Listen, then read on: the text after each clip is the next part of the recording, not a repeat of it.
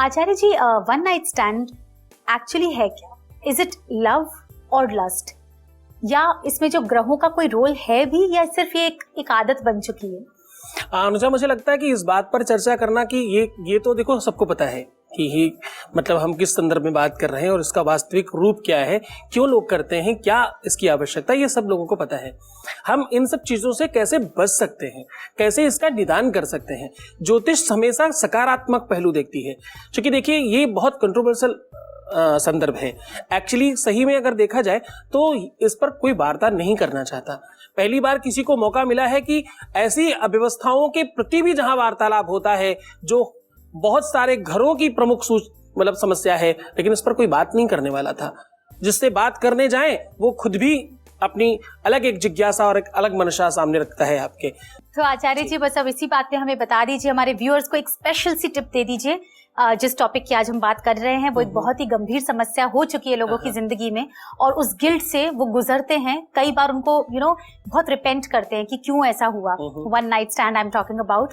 तो हमारे व्यूअर्स को प्लीज एक स्पेशल टिप दे दीजिए। एक चीज तो देखो बहुत बढ़िया है भाई, कुछ ऐसी बातें हैं, कुछ ऐसा सब्जेक्ट है जिस पर हम वार्ता नहीं कर सकते। उसके लिए अगर विशुद्ध हिंदी की बात करें और इंग्लिश की बात करें, लोग शर्माते कम है थोड़ा बोलने और बताने में।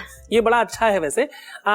भारतीय परंपराओं के आधार पर जो जो चीजें होती रही हैं वो इन सब चीजों का एक बहुत बढ़िया बेजोड़ इलाज और शायद समाधान रहा है हमेशा, जिनको लोग छोड़ रहे हैं। जैसे पैरों में बिछुए पहनने।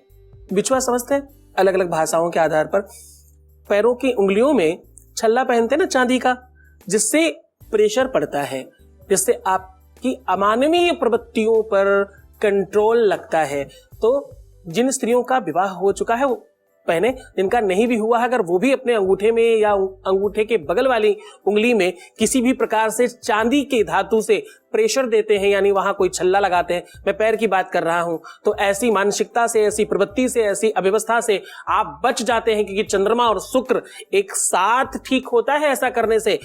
पैरों में तोड़ियां पहनते हैं, कुछ लोग पायल बोलते हैं, कुछ नूपुर बोलते हैं, कुछ अलग अलग भाषाएं हैं, बहुत सारी मुझे नहीं आती इस बात संदर्भ में।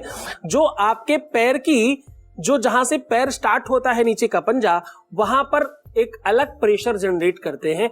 इससे भी ऐसी मानसिकता से बचते हैं आप। पर वो पायल का वजन एक निश्चित अनुमान में होना ही चाहिए।